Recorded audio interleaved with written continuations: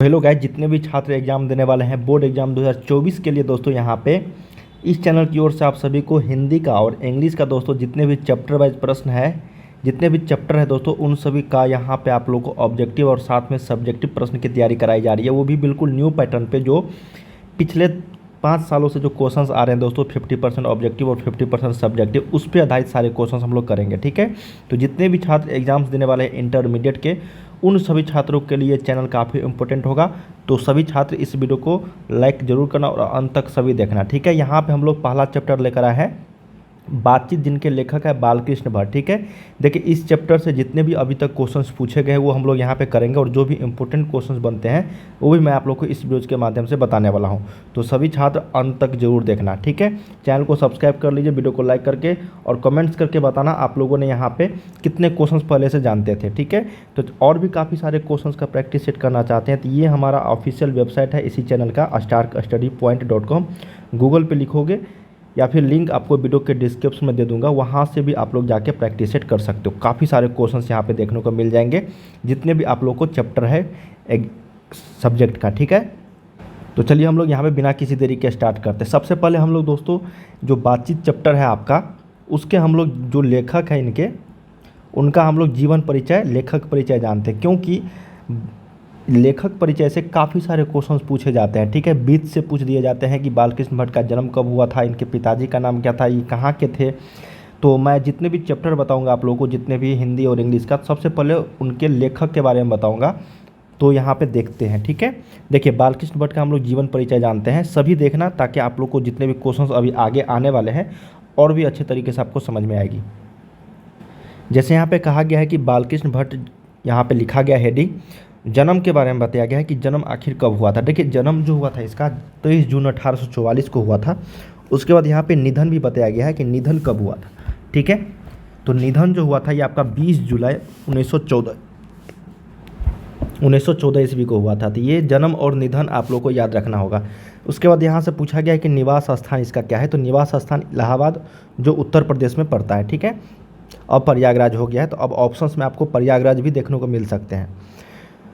इनके माता पिता कौन थे, और देखिए यहाँ पे बताया गया है कि पार्वती देवी एवं वेणी प्रसाद भट्ट। माता का नाम था पार्वती देवी और पिता का नाम था वेणी प्रसाद भट्ट। ठीक है, पिता एक व्यापारी थे और माता एक सुसंस्कृत महिला, जिन्होंने बालकृष्ण भट्ट के मन में अध्ययन की रुचि एवं लालसा जगाई। देखिए यहाँ से क्वेश्चन बन सकता है कि बालकृष्ण भट्ट के मन में अध्ययन की रुचि एवं लालसा किसने जगाई, तो उनकी माता ने, जो पार्वती देवी थी। ठीक है, तो इसके बारे में यहाँ पे क्वेश्चन बन सकते हैं। अगला है शिक्षा। देखिए शिक्षा के बारे में अगर बताया जाए यहाँ पे, तो प्रारंभ में संस्कृत का अध्ययन किए हैं। 1867 ईस्वी में प्रयाग के मिशन स्कूल से एंट्रेंस की परीक्षा दी थी। तो ये भी चीज़ आप लोग को यहाँ पे ध्यान देने की जरूरत है। उसके बाद वृत्ति, देखिए क्या क्या उन्होंने क्या क्या किया काम, ये सभी चीज़ों के बारे में यहाँ पे बताया गया। 1869 से 1875 तक प्रयाग के मिशन स्कूल में अध्यापन किया।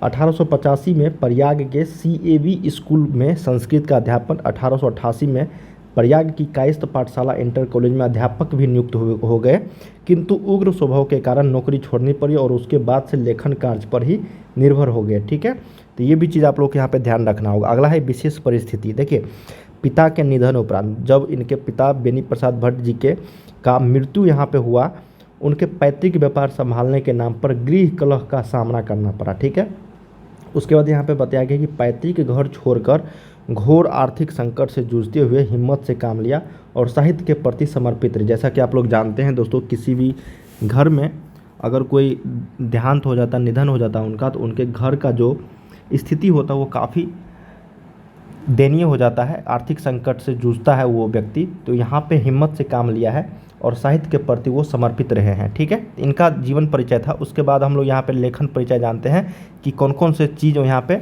रचनाएं की हैं और रचनात्मक सक्रियता। देखिए ये सब चीज़ों आप लोग को क्यों बता रहा हूँ, ये इससे काफ़ी सारे क्वेश्चन दोस्तों पूछे जाते रहे। अगला है कि रचनात्मक सक्रियता। देखिए भारतेंदु हरिश्चंद्र की प्रेरणा से हिंदी वर्धनी सभा प्रयाग की ओर से 1877 में हिंदी प्रदीप नामक मासिक पत्र निकालना प्रारंभ किया। अब यहाँ से भी क्वेश्चन बन सकता है आप लोगों को कि हिंदी प्रदीप नामक मासिक पत्र का किसकी प्रेरणा से यहाँ पे निकाला गया, तो भारतेंदु हरिश्चंद्र की प्रेरणा से। ठीक है, तो यहाँ से भी कई सारे क्वेश्चंस पूछे जाते हैं। अगला है कि इसे वे 33 वर्षों तक चलाते रहे। इसमें नियमित रूप से सामाजिक, साहित्यिक, नैतिक, राजनीतिक विषयों पर निबंध लिखते रहे। 1881 में वेदों की युक्तिपूर्ण समीक्षा की। 1886 में लाला श्रीनिवास दास के, देखो यहाँ पे संयोगिता स्वयंवर की कठोर आलोचना की। अब यहाँ से पूछा जाएगा कि संयोगिता स्वयंवर किनके द्वारा रचित किया गया है, तो बालकृष्ण भट्ट मत लगाना, क्योंकि यहाँ पे देखो कहा गया है कि 1886 में लाला श्रीनिवास दास के कठोर आलोचना की है। इसका मतलब संयोगिता स्वयंवर के लेखक कौन है, तो लाला श्रीनिवास दास। जीवन के अंतिम दिनों में हिंदी शब्दकोश के संपादन के लिए श्याम सुंदर दास द्वारा काशी आमंत्रित किए गए, किंतु अच्छा व्यवहार न होने पर अलग हो गए। उसके बाद रचनाएं जान लेते हैं, काफ़ी बार क्वेश्चन देखने को मिलेंगे। उपन्यास, नाटक, ठीक है, उसके बाद प्रहसन और निबंध, सभी चीज़ों उन्होंने लिखे हैं। उपन्यास के बारे में जान लेते हैं पहले। रहस्य कथा, नूतन ब्रह्मचारी, 100 अजान एक सुजान, गुप्त वैरी, रसातल यात्रा, उचित दक्षिणा, हमारी घड़ी, सद्भाव का अभाव। नाटक अगर देखते हैं तो पद्मावती, किरात अर्जुनीय, वेणी संहार, शिशुपाल वध, नल दमयंती या दमयंती स्वयंवर। देखो यहाँ पे कन्फ्यूजन होता है, दमयंती स्वयंवर, ठीक है, और एक संयोगिता स्वयंवर, इस दोनों को आप लोग कन्फ्यूज मत होना। दमयंती स्वयंवर जब भी पूछा जाएगा तो आपको बालकृष्ण भट्ट लगाना है, ठीक है, और संयोगिता स्वयंवर अगर पूछा जाए तो श्रीनिवास दास। शिक्षा दान, चंद्रसेन, सीता वनवास, पतित पंचम, मेघनाथ वध, कट्टर सोम की एक नकल, वृहनला, इंग्लैंडेश्वरी और भारत जननी, भारतवर्ष और कली, 2 दूरदेशी, एक रोगी और एक वैद्य, रेल का विकट खेल, बाल विवाह आदि, ये सारे क्या थे, बालकृष्ण भट्ट के द्वारा रचित नाटक थे। प्रहसन देख लेते हैं। जैसा काम वैसा परिणाम, नई रोशनी का वीक, आचार विडम्बन, ये सारे क्या है, प्रहसन। निबंध देखो 1000 के आसपास निबंध, जिनमें 100 से ऊपर बहुत महत्वपूर्ण है। भट्ट निबंधमाला नाम में से 2 खंडों में एक संग्रह प्रकाशित हुआ है। तो यहाँ पे पूछा जा सकता है कि इन बालकृष्ण भट्ट के द्वारा कितने निबंध लिखे गए हैं, तो 1000 के आसपास, ठीक है, जिसमें से 100 से ऊपर महत्वपूर्ण है, बहुत महत्वपूर्ण है। तो ये हम लोगों ने बालकृष्ण भट्ट के बारे में जाना, यहाँ पे लेखक परिचय के बारे में। अब हम लोग यहाँ पे क्वेश्चन आंसर की ओर चलते हैं।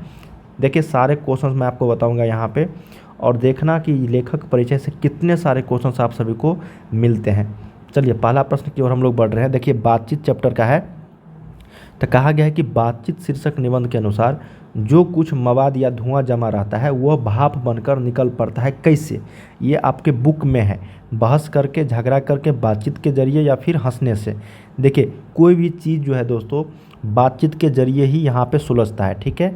तो सही उत्तर क्या हो जाएगा यहाँ पे, एक का सी करेक्ट हो जाएगी, बातचीत के जरिए, ठीक है। ये बुक के क्वेश्चन थे अंदर का।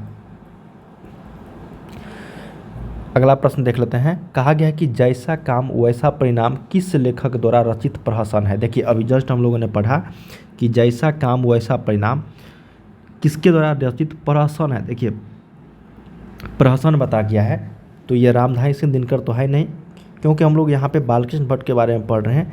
तो सही उत्तर क्या हो जाएगा यहाँ पे, 2 का सी, बालकृष्ण भट्ट के द्वारा लिखा गया है जैसा काम वैसा परिणाम। और क्या है, एक प्रहसन है। क्या है ये, प्रहसन है, ठीक है, इसको आप लोग ध्यान रखिएगा। चलिए थर्ड नंबर प्रश्न देखते हैं। क्या कहा गया कि बालकृष्ण भट्ट के पिता का नाम क्या था। देखिए इनके माता का नाम भी पूछा जा सकता है, हालांकि यहाँ पे पिता का नाम पूछा गया है। तो पिता का नाम था बेनी प्रसाद भट्ट, जो क्या थे, एक व्यापारी थे, ठीक है, व्यापारी थे। और माता का नाम अगर पूछ दिया जाए तो माता का नाम अभी हम लोगों ने जस्ट पता, पार्वती देवी। कौन थे, पार्वती देवी, ठीक है।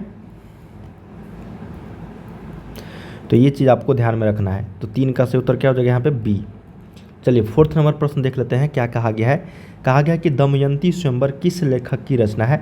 तो देखिए दमयंती स्वयंवर और संयोगिता स्वयंवर, ये दोनों मैं आपको बता रहा था कि दमयंती स्वयंवर अगर पूछा जाएगा तो आपको बालकृष्ण भट्ट लगाना है। क्या लगाना है, बालकृष्ण भट्ट, ठीक है।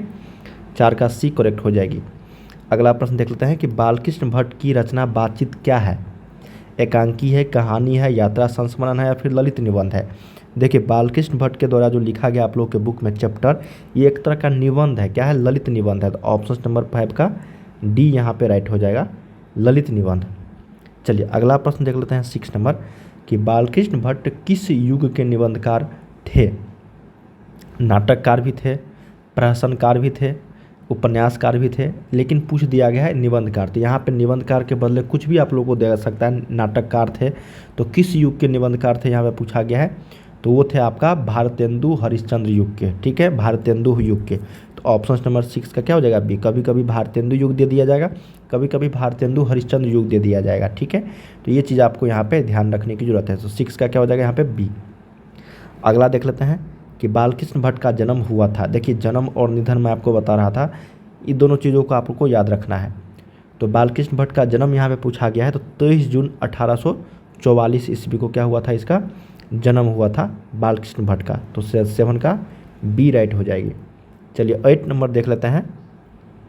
देखिए संयोगिता स्वयंवर रचना, अभी जस्ट क्वेश्चन बताया था कि दमयंती स्वयंवर और संयोगिता स्वयंवर। जब संयोगिता स्वयंवर अगर पूछा जाएगा आप लोगों से तो लाला श्रीनिवास दास आपको लगाना है, और जब आप लोगों को यहाँ पे दमयंती स्वयंवर पूछा जाएगा, ये दोनों में कन्फ्यूज होता है, ठीक है, इसलिए मैं आपको बार बार ये चीज़ बता रहा हूँ।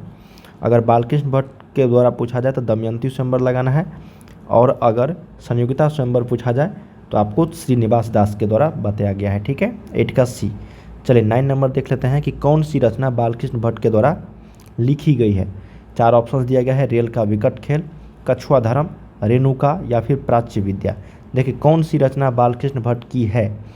ऑप्शन है रेल का विकट खेल, तो यही इसका राइट आंसर हो जाएगा, जो बालकृष्ण भट्ट के द्वारा लिखा गया है रेल का विकट खेल। ऑप्शन नंबर 9 का ए। 10 नंबर देख लेते हैं, क्या कहा गया है कि बालकृष्ण भट्ट ने कौन सा मासिक पत्र निकाला था।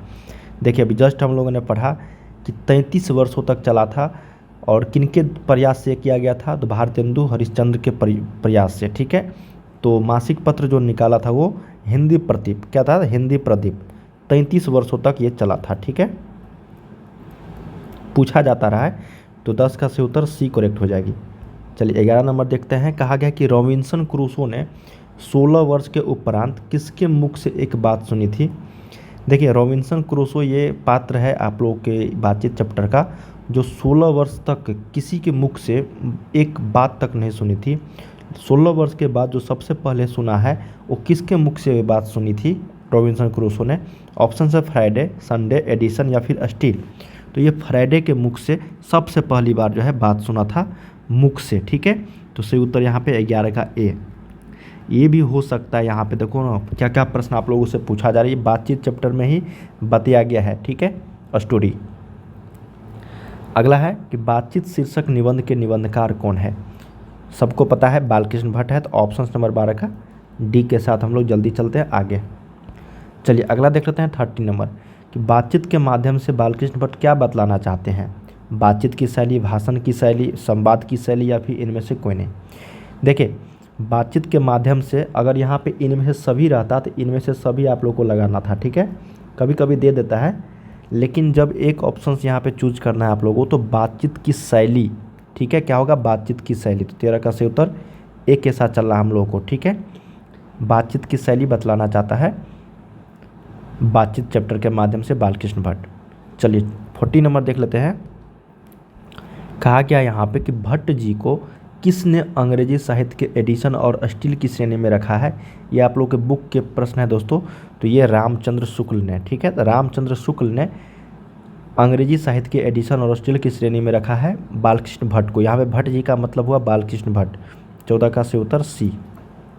चलिए 15 नंबर देख लेते हैं। क्या कहा गया है कि बालकृष्ण भट्ट का निवास स्थान कौन सा है।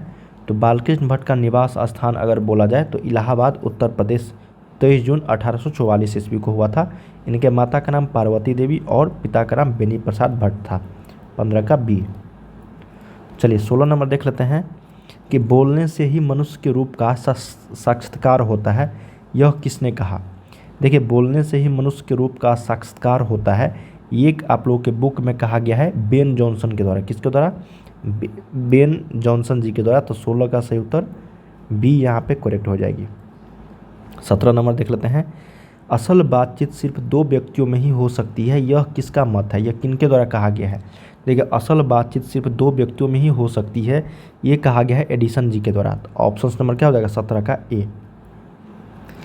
अगला देख लेते हैं। कहा गया है कि बातचीत से मन किस प्रकार का हो जाता है। तो बातचीत से जो है हल्का और स्वच्छ हो जाता है, ठीक है। इसलिए ये चैप्टर बातचीत जो है यही चीज़ बतलाया गया है किस तरीके से बातचीत किया जाता है, असल बातचीत क्या होती है, ठीक है, और बातचीत से मन किस प्रकार का हो जाता है। तो यहाँ पे 18 का सी हो जाएगा, हल्का और स्वच्छ। अगला है आर्ट ऑफ कन्वर्सेशन कहाँ के लोगों में सर्वाधिक प्रचलित है। बहुत ही शानदार प्रश्न है। अफ्रीका के, भारत के, यूरोप के या फिर कनाडा के। तो भारत के मत लगा देना, ठीक है।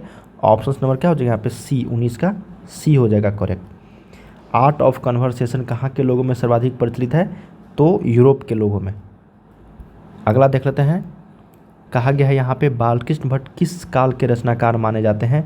देखिए किस युग के अगर पूछा जाएगा, किस युग के, तो अभी जस्ट हम लोगों ने पढ़ा कि भारतेंदु युग के, ठीक है। और किस काल के पूछा जाएगा तो आपको लगाना है आधुनिक काल के, ठीक है। क्या लगाना है, आधुनिक काल के। तो यहाँ पे हम लोगों ने 1 से लेकर 20 तक क्वेश्चंस किए हैं, जो आप सभी के एग्जाम्स के लिए काफ़ी इंपॉर्टेंट था। और इस तरीके के प्रश्न प्रीवियस ईयर्स में कई बार आप लोगों से पूछा जा चुका है, ठीक है। तो ये जितने भी क्वेश्चंस मैंने आप लोगों को बताए हैं, ये सारे के सारे इंपॉर्टेंट था। और भी काफ़ी सारे क्वेश्चंस का प्रैक्टिस सेट करना चाहते हैं तो ये ऑफिशियल वेबसाइट है starkstudypoint.com, गूगल पे लिखना, लिंक सीधे डिस्क्रिप्शन में दिया गया है। तो चलिए हम लोग यहाँ पे हिंदी का और इंग्लिश का जितने भी चैप्टर है सबसे पहले उसका हम लोग ऑब्जेक्टिव कर लेते हैं 50% का। आप लोग इस वीडियो को लाइक करके शेयर जरूर कर दीजिएगा और चैनल को सब्सक्राइब कर लेना सारे, ठीक है। बेल आइकन को भी प्रेस कर देना। तो चलिए हम लोग मिलते हैं अगले वीडियो में, तब तक के लिए आप लोग तैयारी करते रहिए। Bye bye.